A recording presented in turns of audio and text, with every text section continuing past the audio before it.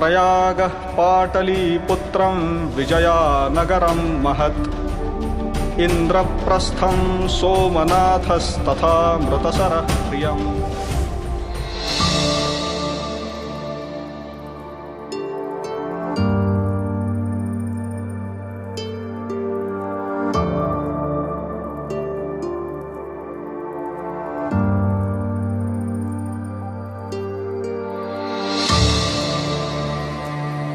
अकबर को दिल्ली की गद्दी पर बैठे 27 वर्ष हो चुके थे और अब अकबर अपने दादा बाबर के पद चिन्हों पर चल पड़ा था। जिस प्रकार बाबर ने हिंदू अस्मिता पर प्रहार कर अयोध्या के श्री राम मंदिर को ध्वस्त कराकर वहां एक मस्जिद खड़ी की थी, बस कुछ वैसा ही अकबर भी करना चाहता था, किंतु कुछ अलग ढंग से। और अपने भीतर पल रहे जिहाद को उसने जो आकार दिया वह था इलाहाबाद अर्थात अल्लाह का शहर। इसे ठीक वहीं बसाया गया जो स्थान अनंत काल से सनातन परंपरा का केंद्र था, जहां अनंत काल से कुंभ का आयोजन होता आ रहा है और जहां के अधिष्ठाता स्वयं भगवान विष्णु हैं। वह स्थान था त्रिवेणी, गंगा यमुना सरस्वती का संगम प्रयागराज।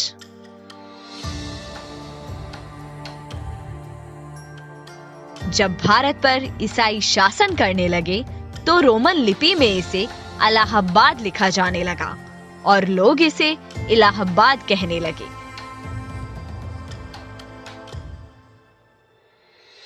संकीर्ण मुगलिया सोच ने नाम तो परिवर्तित कर दिया था, किंतु विदेशी आक्रांता प्रयागराज की पहचान, यहाँ की संस्कृति और गौरवशाली परंपरा को नहीं बदल सके।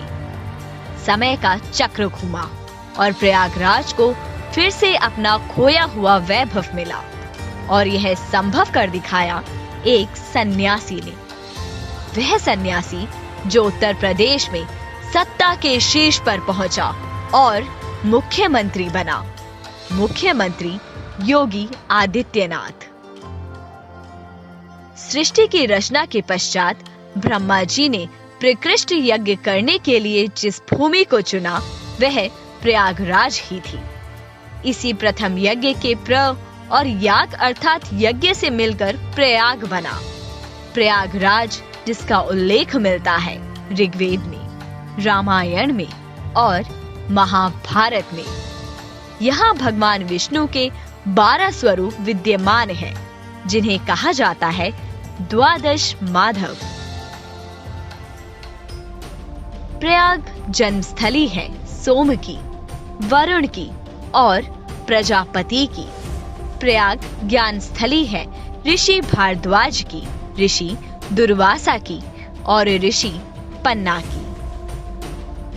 यह प्रयागराज ही है जहां से चंद्रवंशी राजा पुरुरव अपना राजपाट चलाते थे। प्रयागराज साक्षी बना कौशाम्बी के उत्कर्ष का और मौर्य शासन की समृद्धि का। चीनी यात्री हुआनसांग भी प्रयागराज की भव्यता और दिव्यता से अभिभूत हुए बिना नहीं रह पाया, जिसका उल्लेख उसने अपनी पुस्तकों में भी किया। प्रयागराज 3 पवित्र नदियों गंगा, यमुना और सरस्वती का संगम है। कुंभ का आयोजन जिन 4 पवित्र नगरों में होता है, प्रयागराज उनमें से एक है। मानव सभ्यता के प्रारंभ से लेकर आज तक कुंभ विश्व का सबसे विशाल धार्मिक समागम है। विश्व भर से श्रद्धालुओं, साधुओं और तीर्थ यात्रियों को प्रयागराज सदा सर्वदा से अपनी ओर आकर्षित करता रहा है।